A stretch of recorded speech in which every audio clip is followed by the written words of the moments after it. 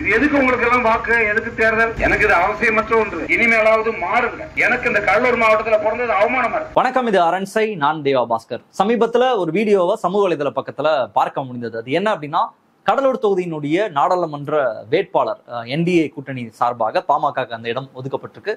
அந்த இடத்தினுடைய வேட்பாளர் வந்து தங்கர் பச்சான். அவர் வந்து தனக்கு வாக்களித்த மக்களுக்கு நன்றி சொல்வதற்காக அந்த தொகுதிக்கு போறாரு. கிட்டத்தட்ட ஒரு 2 லட்சம் மக்கள் அவருக்கு வாக்கு செலுத்திருக்காங்க. அதுல முழுக்க முழுக்க அவருடைய கோவத்தை, ஆற்றாமையை, தன்னை வந்து தேர்வு செய்யலன்ற அந்த விரக்தியை அவருடைய பேச்சுல பார்க்க முடிந்தது. மக்கள் வந்து ஒரு தவறான தீர்ப்பை கொடுத்துட்டாங்க, தவறான பார்லிமெண்டேரியனை செலக்ட் பண்ணிருக்காங்க, இவர்கள் மக்களுக்கு எதுவும் பண்ண போறது இல்லைன்னு பயங்கரமா அந்த மக்களை ரொம்ப அப்படியே கோபமாக பேசுற அந்த காட்சியெல்லாம் நம்மளால பார்க்க முடிந்தது.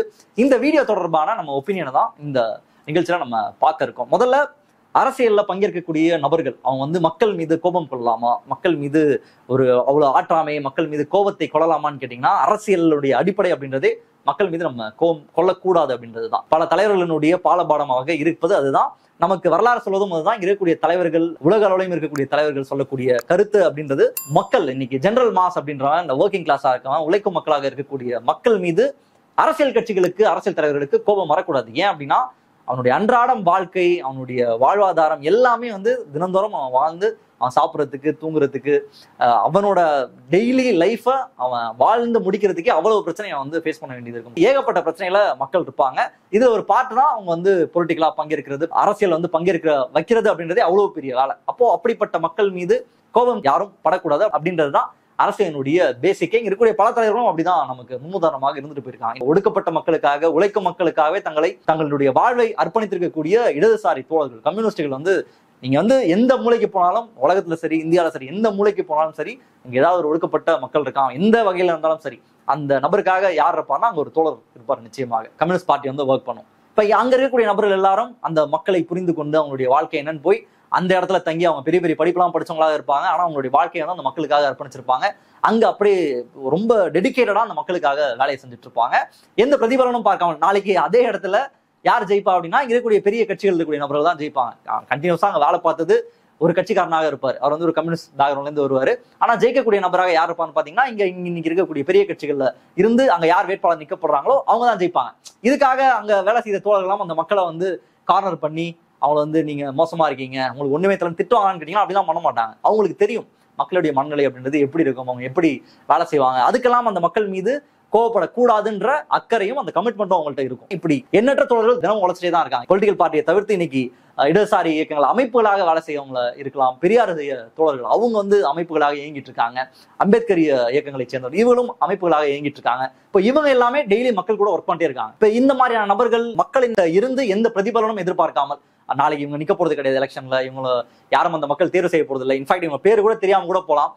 இப்படி இருந்தாலுமே கூட அவங்க மக்களுக்காக நம்ம வேலை செய்யறோம், அது வந்து ஒரு கமிட்மெண்ட். நான் வந்து இந்த சமூக மாற்றத்திற்காக மக்களுக்காக நான் உழைக்க வந்திருக்கேன், எனக்கு எந்த பிரதிபலனும் இருக்கக்கூடாது, நான் வந்து எலெக்ஷன்ல நிக்க போறது கிடையாது, எதுவுமே இல்லை, எனக்கு ஒரு கமிட்மெண்ட், அந்த கமிட்மெண்ட்காக நான் வந்து வேலை பார்க்குறேன், அது எனக்கு ஒரு சாட்டிஸ்பாக்சன் தருது, அவ்வளவுதான், தாண்டி எதுவுமே இதுல கிடையாது. ஸோ அப்படி வேலை செய்யக்கூடிய நபர்கள் அவ்வளவு பேர் இருக்காங்க. ஸோ பேசிக்கா அடிப்படை அப்படின்றது மக்கள் மீது கோபம் கொள்ளக்கூடாது, மக்கள் கொடுக்கக்கூடிய தீர்ப்பை வந்து ஏத்துட்டு போறது அப்படின்றதான் ஒரு மெச்சூரான ஒரு பொலிட்டிஷியனுக்கு, அரசியல் இருக்கவர்களுக்கு இருக்கக்கூடிய அழகு. அதெல்லாம் வந்து இவர்கிட்ட சுத்தமா கிடையாது. அரசியலினுடைய அடிப்படையை அவருக்கு வந்து தெரியல. எந்த பிரதிபலனும் எதிர்பார்க்காமல் வேலை செய்வதுதான் அரசியல். அதுதான் முதல் விஷயம். அப்படிதான் இங்க பல நபர்கள் டெய்லி வேலை செஞ்சுட்டு இருக்காங்க.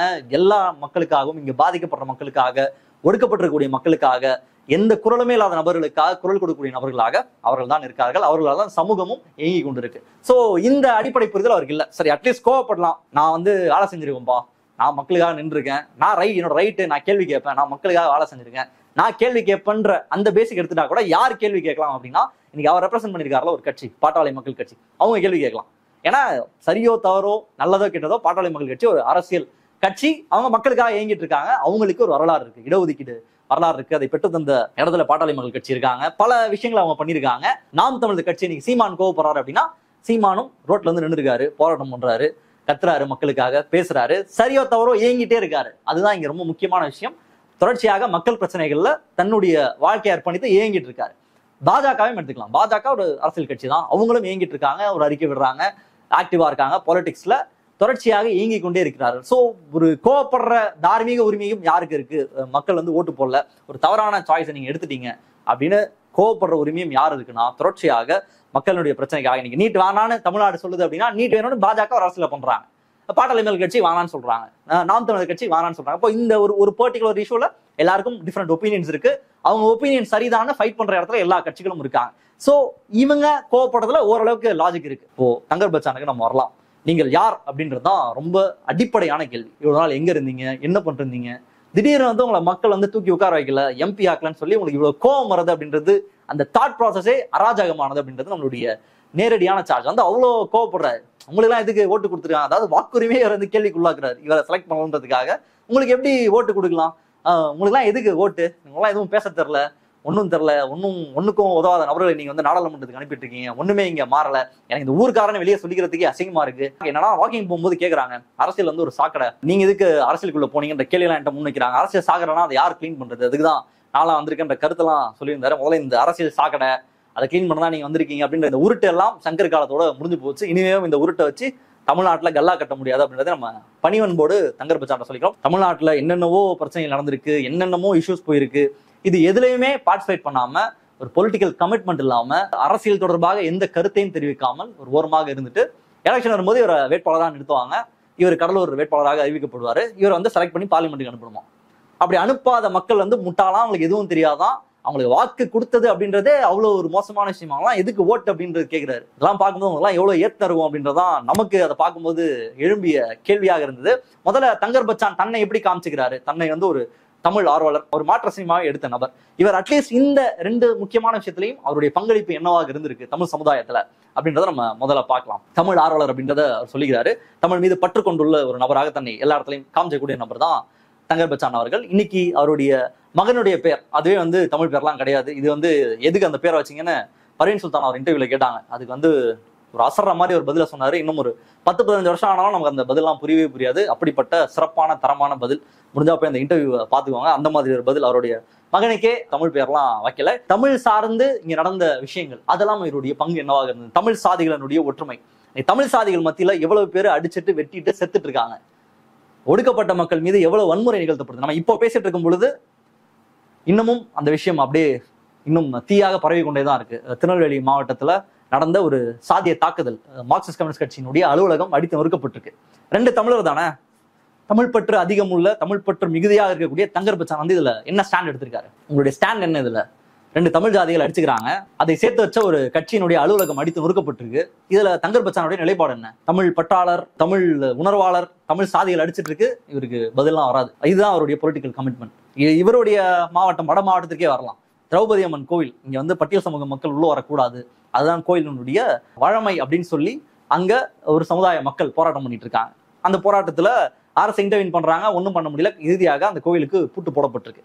இதுல தங்கர் பச்சானுடைய நிலைப்பாடு என்ன, பட்டியல் சமூக மக்களை கோயிலுக்குள்ள விடலாமா வேணாமா? இவர் தான் நிறைய இடங்கள்ல பேசியிருக்கேன். நான் அம்பேத்கருடைய போட்டோவை என் படத்துல வைக்கிறது நான் எவ்வளவு கஷ்டப்பட்டேன், விடவே இல்லை, அவ்வளவு பெரிய போராளி இவரு. அப்போ இப்படி நடக்குதேப்பா, பட்டியல் சமூக மக்களுக்கு இப்படி பிரச்சனை நடக்குது, அங்க யார் பிரச்சனையை தூண்டி விடுறா, யார் அந்த இடத்துக்கு போறா, போய் இன்னும் நீங்க விடாதீங்கன்னு சொல்லி யார் அந்த இடத்துல பிரச்சனையை தூண்டி விட்டது அப்படின்றத தங்கர் பச்சானுடைய பார்வைக்கு நம்ம விட்டுறோம். இப்ப தங்கர் பச்சான் இதுல அது அவருடைய நிலைப்பாடுங்க. வி.கே. பாண்டியன் அப்படிங்கிற ஒரு தமிழர், இந்த தமிழர் குறித்து அந்த தமிழரை இழிவுபடுத்துவதற்காக தமிழர்கள் சாப்பாடுற உணவுல இருந்து அவங்க பழக்க வழக்கத்துல இருந்து எல்லாத்தையும் கிண்டல் பண்ற வகையில, கேலி செய்யற வகையில ஒரு கேவலமான அவதூறான ஒரு வீடியோவை பாஜக வெளியிடுறாங்க.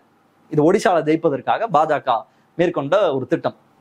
ஒரு வீடியோ அப்படியே ரொம்ப அசிங்கமா அருவருப்பாக தமிழர்கள் சாப்பிடக்கூடிய உணவை அப்படியே பழைய சொத்தை அவ்வளவு கேவலமா சாப்பிட்றாங்க, அருவருப்பா சாப்பிட்றாங்கன்னு வி.கே. பாண்டியனை அவ்வளவு வி.கே. பாண்டியன் என்ற ஒரு தனிநபர் ஒரு மாநிலத்துல ஆட்சிக்கு வரணும், அதுக்குள்ள வி.கே. பாண்டியன் என்ற தமிழர் இருக்காரு. தமிழரை நாங்க ஒடிசாவை எப்படி ஒரு தமிழர் ஆள்வது அப்படின்ற வகையில அவரை இழிவுபடுத்துறேன்னு சொல்லி ஒரு வீடியோவை போட்டு ஒட்டுமொத்த தமிழ் மக்களையும் அசிங்கப்படுத்துற வகையில பாஜக ஒரு வீடியோ போட்டுச்சு. இதெல்லாம் பார்த்து நம்ம தமிழ் போராளி மிஸ்டர் தங்கர் பச்சான் அவர்கள் அப்படியே பொங்குனாரா, கோவப்பட்டாரா, இப்ப என்ன ரியாக்ட் பண்ணாருன்னு கேட்டீங்கன்னா எதுவுமே கிடையாது. தமிழ்நாட்டுல ஸ்டெர்லைட் போராட்டம் நடந்தது, ஸ்டெர்லைட் துப்பாக்கிச்சூடு நடந்தது, தமிழர்கள் மீது நேரடியாக ஒரு அரச பயங்கரவாதம், அரசு வன்முறை நடந்தது, சுட்டு கொல்லப்பட்டாங்க தமிழர்கள், சுட்டு வீழ்த்தப்பட்டாங்க. இதுல வந்து தங்கர் பச்சானுடைய நிலைப்பாடு என்ன, எங்க அங்க அட்லீஸ்ட் போனாரா, போய் பார்த்தாரா, செத்து போனவங்க யாருன்னு தெரியல, ரஜினிகாந்த் கூட போய் பார்த்துட்டு வந்துட்டார், தங்கர் பச்சான் போனாரா, பேசினாரா, எதுவுமே கிடையாது. இன்னைக்கு தமிழ்நாட்டில் நடந்த பெரிய போராட்டங்கள்லாம் எடுத்துக்கலாம். இன்னைக்கு 8 வழிச்சாலைக்காக ஒரு மிகப்பெரிய போராட்டம் தமிழ்நாட்டில் நடந்தது. அதுல தங்கர் பச்சானுடைய ரோல் என்ன, அந்த போராட்டத்தை ஆதரிக்கிறாரா, எதிர்க்கிறாரா, அந்த போராட்டம் இன்னைக்கு நெடுவாசல், கதிராமங்கலம், இப்படி பல இடங்கள்ல நடந்த போராட்டங்கள். இப்ப இந்த போராட்டங்கள் எல்லாம் தமிழ்நாடு தமிழர் தமிழ் உரிமை சார்ந்து நடந்த போராட்டங்கள் தான் நம்ம இவ்வளவு நேரம் பேசுனது எல்லாமே. தமிழ் மக்கள் தமிழ்நாடு சார்ந்து நடந்த போராட்டம், தமிழ் மக்களுக்குள்ள இருக்கக்கூடிய இந்த வேற்றுமை, இன்னைக்கு சாதி ரீதியாக நடக்கக்கூடிய பிரச்சனை தமிழ் சார்ந்த ஒரு பிரச்சனை தான். இன்னைக்கு தமிழ் நம்ம பேசுறோம், தமிழர் தான் அடிச்சு வெட்டிட்டு செத்துட்டு இருக்கான் ஜாதியா. இந்த தமிழருக்குலாம் என்ன லெசனை வந்து நம்ம தங்கர் பச்சான் கொடுக்க போறாரு? இன்னைக்கு சின்னதுரை அப்படின்ற மாணவர் மீது கொடூரமான தாக்குதல் நடந்திருக்கு சாதி ரீதியாக. நீங்க அந்த பையன் பாஸ் பண்ணது அப்படின்றது கொண்டாடப்படுது தமிழ்நாட்டால. தமிழக முதல்வர் ஸ்டாண்ட் எடுக்கிறாரு, பாதிக்கப்பட்ட நபரை சந்திக்கிறாரு, கல்வி அமைச்சர் சந்திக்கிறாரு, அவங்களுக்கு வந்து படிப்பு ஒரு நல்ல ஆயுதம், அதை விட்டுறாதீங்கன்னு அவரை என்கரேஜ் பண்றாங்க. இங்க இருக்க விடுதலை சிறுத்தை கட்சியினுடைய தலைவர் தொல் திருமாவளவன் சந்திச்சிருக்காரு, இயக்குனர் பாரஞ்சு சந்திச்சிருக்காரு, விடுதலை சிறுத்தை கட்சியினுடைய துணை பொதுச்செயலாளர் வன்னியரசு அவரை சந்திச்சிருக்காரு. இப்படி பல அரசியல் தலைவர்கள் சின்னதுரையை பார்த்து சந்திக்கிறாங்க, அவருக்கு வாழ்த்து தெரிவிக்கிறாங்க. சாதி ரீதியான தாக்குதலுக்கு உள்ளான ஒரு நபர் எவ்வளவு ட்ராமாட்டிக்கா இருப்பாரு, அவருக்கு பக்கத்துல நிக்கிறோன்னு இப்படிப்பட்ட தலைவர்கள் எல்லாம் முன் வச்சிட்டு இருக்காங்க. இப்போ ஒரு இயக்குனராக நீங்க என்ன பண்ணீங்க?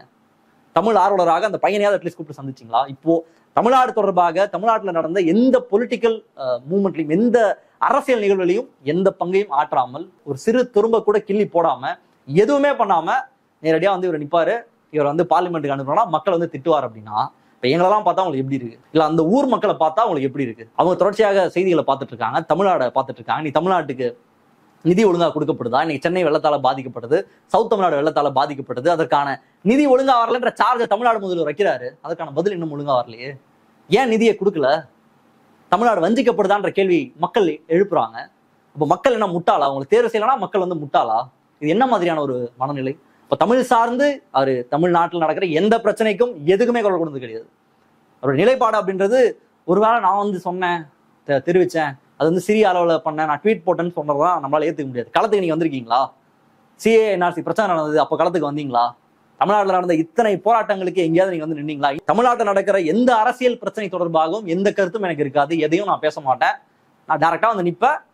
அதுவும் நான் வந்து நின்னாலே நீங்க வந்து நான் ஓட்டு போட்டு மேல அமிச்சிடணும், நாடாளுமன்றத்துக்கு அமிச்சிடணும். நான் ஃபர்ஸ்ட் டைம் வந்து நிப்பேன், நான் அப்படியே ஓட்டு போட்டு நீங்க அமிச்சிடணும், அவ்வளவுதான். மற்றபடி உங்களுக்கு எதுவுமே இருக்கக்கூடாது. இந்த நினப்பு இருக்குல்ல, இந்த நினைப்பே ரொம்ப ரொம்ப அராஜகமான நினைப்பு. சரி, சினிமாவில் இவர் என்ன பண்ணியிருக்காருன்னு பார்ப்போம். சார், சினிமாவில் இவர் ஒரு மாற்ற சினிமா முயற்சிலாம் செஞ்சிருக்காரு, ஒரு மண் சார்ந்த படத்தெல்லாம் இயக்கியிருக்காரு அப்படின்னா நமக்கு மாற்றுக்கிறதுலாம் கிடையாது. அது வந்து அவருடைய ப்ரொஃபஷன். அவர் வந்து ஒளிப்பதிவாளராக இருந்திருக்காரு, இயக்குனராக இருந்திருக்காரு, சம்பாதிச்சிருக்காரு. அது வந்து அவருடைய ப்ரொஃபஷன் சார்ந்தது. அவர் சேவையாலாம் சினிமாவை பண்ணல. சினிமான்றது ஒரு பணம் சம்பாதிக்கக்கூடிய ஒரு இடம். அவர் பணம் சம்பாதிக்கிறது அந்த வேலையை எடுத்தாரு. அந்த வேலையில அவர் எது பிடிச்சிருக்கோ அது சார்ந்த ஒரு விஷயத்தை பண்ணாரு. அதற்கான அப்ரிசியேஷன் நம்ம அவர் கொடுத்துடலாம். அதை தாண்டி இன்னைக்கு சினிமா எப்படி வந்துட்டு இருக்கு? இன்னைக்கு வெற்றிமாறன், ரஞ்சித், மாரி செல்வராஜ் சினிமாவே நாசமா போயிடுச்சு, ஜாதிய சினிமா வருதுன்னு அவரை இந்த 3 பேரையும் கடித்து குதிரைகிறதுக்கு ஒரு பெரிய கூட்டமே நின்றுட்டு இருக்கு. இந்த இடத்துல தங்கர் பச்சானுடைய நிலைப்பாடு என்ன? திரௌபதியை எடுத்த, பகாசுரனை எடுத்த மோகன்ஜி அவர் பக்கம் நிக்கிறாரா? ஏன்னா ஒரு சமுதாயம் அப்படியே ஒட்டுமொத்தமாக இன்னொரு சமுதாய மக்களை ஏமாத்தி அந்த பொண்ணுங்களை வந்து நாடக காதல் பண்ணி திருமணம் பண்ணி அதுக்குதான் வாழ்ந்துட்டே இருக்கானுங்க, அதுக்கு பின்னாடி ஒரு கட்சி இருக்கு, இயக்கம் இருக்கு, இன்டர்நேஷனல் மாஃபியா இருக்குன்னு உருட்டி ஒரு படத்தை ஓட வச்சிட்டாரு. அடுத்த படம்லாம் எதுவும் ஓடல. இப்போ மோகன்ஜி பக்கம் இவர் நிக்கிறாரா? இல்ல சமத்துவம் பேசுகிற, சமூக நீதி பேசுகிற வெற்றிமாறன் பக்கம், ரஞ்சித் பக்கம், மாரி செல்வராஜ் பக்கம் நிக்கிறாரா? தமிழ் சார்ந்த பட்டு இருக்கு, தமிழ் பக்கமும் நீங்க பேசல. இல்ல சினிமால நடக்கக்கூடிய பிரச்சனை, சினிமால இன்னைக்கு இருக்கக்கூடிய ப்ராப்ளம் தொடர்பாக ஏதாவது பேசுறீங்களா? சினிமால இருக்கக்கூடிய கருத்து தொடர்பாக ஏதாவது பேசுறீங்களா? மாரி செல்வராஜ் எடுக்கக்கூடிய படத்தை உங்களால ப்ரொமோட் பண்ண முடியுமா? ரஞ்சித் எடுக்கக்கூடிய படத்தை உங்களால ப்ரொமோட் பண்ண முடியுமா? மோகன்ஜி எடுக்கக்கூடிய படத்தை நீங்க வரவேற்கிறீங்களா? இங்க சாதி ரீதியாக ஒரே சாதிக்குள்ள கல்யாணம் பண்ணணும், சாதி இருக்கத்தோட இந்த சமுதாயம் இருக்கணும், சாதி மாறக்கூடாது, சாதி பெருமையை பேசக்கூடிய படத்தை எடுக்கணும், மீசையை முறுக்கணும், ஆண்ட பரம்பரை என்ற பெருமையை பேசணும், தலித்துகளை விரோதியாக கட்டமைத்து படம் எடுக்கணும்னு எடுக்கக்கூடிய படத்தை நீங்க ஆதரிக்கிறீங்களா? குறைந்தபட்சம் நீங்க சார்ந்த துறையில அங்க இருக்கக்கூடிய தவறுகளை, இருக்கக்கூடிய பிற்போக்குத்தனங்களை சுட்டிக்காட்டி உங்களால பேச முடிஞ்சதா? எழுத முடிஞ்சதா? ஏதாவது சொல்ல முடிஞ்சதா? உங்களுடைய துறை சார்ந்த உங்களால எதுவும் பண்ண முடியாது. தமிழ் ஆர்வலன்னு உங்களை காமிச்சுப்பீங்க, தமிழ் சார்ந்த எதுவும் பண்ண முடியாது. ஆனா நீங்க எலெக்ஷன் வந்து நிற்பீங்க, உங்களை டைரக்டா MP ஆகணும், ஸ்ட்ரிக்டா இன்னைக்கு MLA ஆவீங்க, நாளைக்கு மந்திரி ஆவீங்க, அப்புறம் அப்படியே ஆகி கடைசியா CM ஆயிடுவீங்க. நான் உங்களுக்கு போஸ்ட் அடிச்சு ஒட்டும் கஞ்சா கருப்பை கலாய்க்கிற மாதிரி தான் இவருடைய கோவத்தை பார்க்கும்போது நமக்கு இருந்தது. ரொம்ப ஃபன்னியான விஷயம் என்ன அப்படின்னா, அவர் தோத்து போனது யார் அப்படின்னா விஷ்ணு பிரசாத் கிட்ட. விஷ்ணு பிரசாத் சௌமியா அன்புமணி அவரோட சொந்த அண்ணன், அன்புமணி ராமதாஸ் அவருடைய மச்சாட்ட தான் இவர் தோத்து போயிருக்காரு. இவருக்கு சீட்டை கொடுத்தது ஆல்ரெடி ஒரு காலியாரம் தெரிஞ்சா சீட்டை கொடுத்துருக்காங்க போல. தமிழ் மக்கள் மனதில் இருக்கக்கூடிய சமூக நீதி எண்ணத்தினாலதான் நீங்க தோற்கடிக்கப்பட்டீங்க. மக்கள் தவறான திருப்பெல்லாம் கொடுக்கல, அதான் பாயிண்ட். மக்கள் சரியான திருப்ப தான் கொடுத்துருக்காங்க. தமிழ் மக்களினுடைய இடஒதுக்கீடுக்காக, இடஒதுக்கீடு வேணும்னு சொல்லக்கூடிய ஒரு கட்சி, பாட்டாளி மக்கள் கட்சி, இடஒதுக்கீடு தொடர்பாக எந்த ஒரு கருத்துமே இல்லாம இடஒதுக்கீடை வேணான்னு பேசக்கூடிய கட்சியோட கூட்டணி வச்சிருக்காங்க. அந்த முரண்பாடெல்லாம் தாண்டி இவர் வந்து வேட்பாளராக நிற்பாரு. இவரை தேர்வு செய்யாத மக்கள் வந்து எதுவும் தெரியாதவங்க தான் அவங்க வாக்கு கொடுத்தது அப்படின்றது பெரிய விஷயமா. அவங்க எல்லாம் எதுக்கு வாக்குன்னு கேட்கிறாரு. மக்கள் வந்து ரொம்ப சூப்பரா கிளியரா தான் வாக்கு செலுத்திருக்காங்க. உங்களுக்கு வந்து அந்த 2 லட்சம் ஓட்டம் அப்படின்றது உங்களுக்காக அந்த ஓட்டெல்லாம் கிடையாது, அது பாட்டாளி மக்கள் கட்சி அப்படின்ற கட்சிக்காக வந்தது. சோ இப்படிப்பட்ட நபர்கள் இன்னைக்கு தமிழ்நாடு மக்களை டேக்கன் ஃபார் கிராண்டடா எடுத்துக்கிறது. அதாவது நான் வந்து நிக்கிறதே பெரிய விஷயம், எங்களை விட்டா அவங்களுக்கு வாய்ப்பே இல்லைன்ற மாதிரி வந்து பேசுறது அப்படின்றதெல்லாம் சத்தியமா ஜீரணிக்கவே முடியாது, நம்மளால ஏற்றுக்கொள்ளவே முடியாது. கடலூர் மக்கள் ரொம்ப சரியான தீர்ப்பு தான் கொடுத்துருக்காங்க. அவங்கள காங்கிரஸ் வேட்பாளர் தேர்வு செஞ்சது அப்படின்றது சமூக நீதிக்கு கிடைத்த வெற்றி. இங்க எல்லாருக்குமான அரசு உருவாக வேண்டும், எல்லாருடைய கருத்துக்களும் உள்வாங்க வேண்டும் என்ற அடிப்படையில தான் விஷ்ணு பிரசாத் அவர்கள் வெற்றி பெற்றிருக்காரு. தயவு செஞ்சு தோத்ததை அக்செப்ட் பண்ணிக்கோங்க. அது வந்து ஒரு பெரிய மாற்றம்லாம் கிடையாது. வெற்றி தோல்வி அப்படின்றது வாழ்க்கையில சகஜம் தான். தோல்வி அப்படின்றத ஏத்துக்கோங்க. இன்னைக்கு பாட்டாளி மக்கள் கட்சியே மக்கள் கொடுத்த தீர்ப்பு மகேசன் தீர்ப்பு தான், அதுல நான் வந்து மாட்டுக்கிறது தான் சொல்றேன். அன்புமணி ராமதாஸ் அவர்களே தெரிவிச்சிருக்காரு. அவர்கிட்டயாவது அட்லீஸ்ட் கத்துக்கோங்க, அவ்வளவுதான் நம்ம கொடுக்க வேண்டிய அட்வைஸாக இருக்கேன். தமிழ்நாடு மக்களை, தமிழக மக்களை டேக்கன் ஃபார் கிராண்டடா எடுத்துட்டு ஏத்தத்தோட வந்து பேசுற யாரையும் நம்மளால ஜஸ்ட் லைக் தட் கடந்து போயிட முடியாது. அவர்களுக்கான தக்க பதிலடி கொடுக்கப்படும். மற்ற சந்திப்போம். நன்றி, வணக்கம்.